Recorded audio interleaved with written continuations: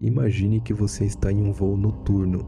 As luzes da cabine estão apagadas. A maioria das pessoas estão dormindo e só dá para escutar o som constante dos motores. Lá fora, tudo é escuridão, apenas o céu e o silêncio. É o tipo de momento em que ninguém imagina que algo pode dar errado, mas às vezes, justamente quando tudo parece calmo demais, as coisas tomam um rumo completamente inesperado.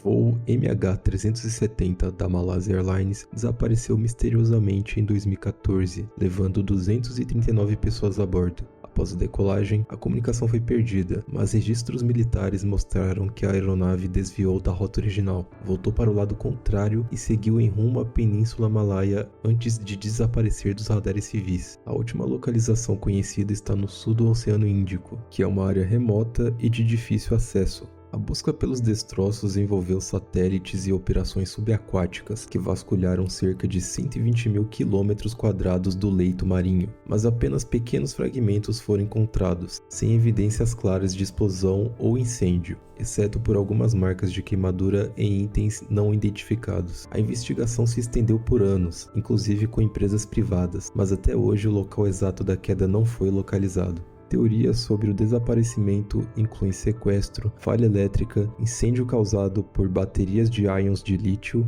despressurização da cabine que poderia ter incapacitado a tripulação e até um ato deliberado do piloto. 2 passageiros entraram com passaportes falsos, mas não foram ligados a grupos terroristas. O capitão Zahari Ahmad, com mais de 18 mil horas de voo e reputação exemplar, foi apontado por alguns como possível suspeito após a descoberta de uma rota semelhante à do voo em seu simulador, mas a investigação oficial não encontrou provas de planejamento da alteração do voo. Os dados do radar mostraram movimentos de altitude e rota que seriam impossíveis para o Boeing 777, sugerindo falhas nos registros ou no controle manual da aeronave. O sistema de comunicação por satélite foi desligado manualmente, indicando que alguém a bordo teve conhecimento técnico para manipular os sistemas. O copiloto Farik Abdul, jovem e com pouca experiência no modelo, não apresentou qualquer evidência de envolvimento em planos maliciosos, apesar de ter seu telefone registrado momentaneamente em uma torre perto da ilha de Penang, informação que foi omitida dos relatórios oficiais. Muitos mistérios permanecem. Por que o avião voou por horas após o último contato? O que motivaria um desvio tão complexo? Teorias conspiratórias sugerem até o abatimento do avião por forças militares ou controle remoto, mas não há nenhuma evidência sólida que sustente essas ideias. O relatório oficial da Malásia e da Austrália conclui que o MH370 caiu no oceano, mas sem destroços adicionais. A causa exata do acidente é indeterminável. Alguns investigadores independentes deram ideias de rotas alternativas e locais de impacto diferentes que não foram explorados nas buscas. Até hoje, o desaparecimento do MH370 é um enigma e deixando um rastro de perguntas sem respostas sobre o que aconteceu naquela noite e por que o avião simplesmente sumiu do céu.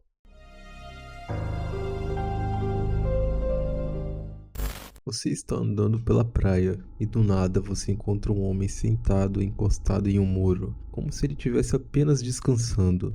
Mas tem um porém, esse homem está morto. Isso foi exatamente o que aconteceu no dia 1º de dezembro de 1948, na praia de Somerton, na Austrália. O corpo era de um homem desconhecido, aparentando ter cerca de 40 a 50 anos, saudável e em boa forma física. Ele estava bem vestido, sem nenhum ferimento, sem documentos e com todas as etiquetas de suas roupas cuidadosamente removidas, e ninguém sabia quem ele era. Durante a investigação, a polícia encontrou um pequeno pedaço de papel escondido em um bolso secreto da calça dele, escrito Taman Shud, uma expressão em persa que significa acabado. A frase vinha de um livro raro chamado Ubaiyat, de Omar Khayyam. Pouco tempo depois, um exemplar do livro foi encontrado no banco traseiro de um carro abandonado perto do local. Dentro dele estava o mesmo recorte com a frase Taman Shud, uma sequência de letras enigmáticas que pareciam ser um código, e por último, um número de telefone, que levava até uma mulher chamada Jo Thompson, que era uma enfermeira e moradora da região.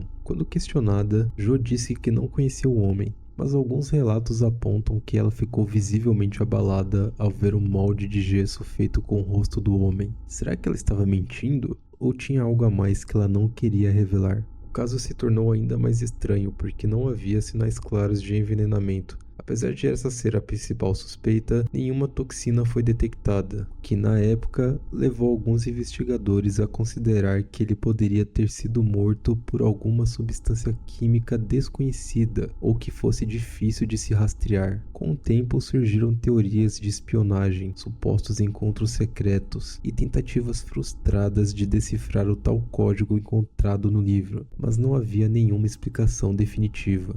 Por décadas, o homem de Somerton permaneceu sem nome e sem passado. Seu corpo foi enterrado com uma lápide simples, enquanto seu caso virava um ícone dos mistérios não resolvidos. Somente em 2022, após anos de trabalho de genealogia com análise de DNA, uma equipe liderada pelo professor Derek Abbott chegou a uma possível identidade: Carl Charles Webb, um engenheiro nascido em 1905, em Melbourne, na Austrália.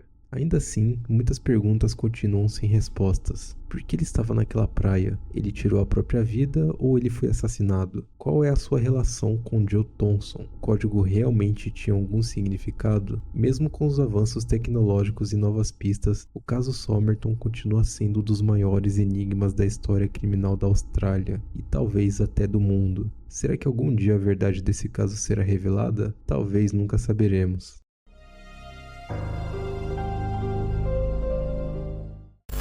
O assassino do Zodíaco foi um serial killer que aterrorizou a região da Califórnia, nos Estados Unidos. Entre os anos de 1968 e 1974, embora ele mesmo tenha alegado ter matado mais pessoas antes e depois desse período, o caso se tornou um dos mais enigmáticos e famosos da história criminal americana, não só pelos seus crimes, mas também pela forma como o assassino desafiava a polícia e a imprensa. Os ataques começaram em dezembro de 1968, quando dois adolescentes foram mortos a tiros dentro de um carro em um local isolado. Em julho de 1969, outro casal foi atacado em circunstâncias parecidas. O homem sobreviveu, e sua descrição ajudou a traçar o primeiro perfil do assassino. O que fez o Zodíaco se destacar foi o seu comportamento provocador. Ele enviava cartas para os jornais locais, contendo mensagens criptografadas, ameaças e detalhes dos crimes que só o assassino poderia saber.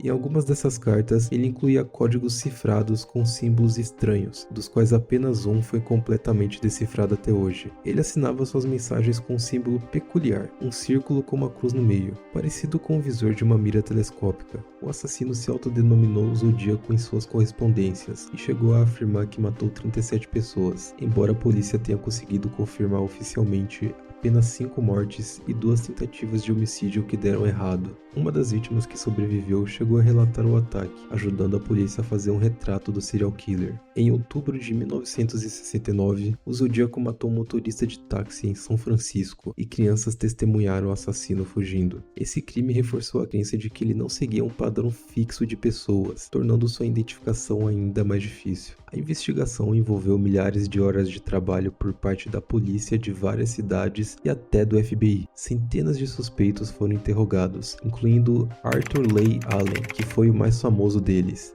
mas nenhuma prova conclusiva foi encontrada. Ao longo dos anos, surgiram teorias envolvendo criptografia, mensagens ocultas e até possíveis conexões com espiões ocultos secretos, o que só aumentou mais ainda o mito em torno do assassino. Mesmo décadas depois, novas tecnologias como DNA e reconhecimento de padrões tentaram dar fim ao mistério. Em 2021, um grupo de investigadores independentes, conhecido como The Case Breakers, afirmou ter identificado o Zodíaco como Gary Francis Post, mas as autoridades oficiais ainda não reconheceram a descoberta como definitiva. Hoje em dia, o caso do Zodíaco permanece sem solução oficial, sendo um dos maiores mistérios da criminalidade moderna. Sua combinação de brutalidade, manipulação da mídia e códigos que ainda são indecifrados garantiu a ele um lugar sombrio e permanente entre os grandes enigmas da história criminal.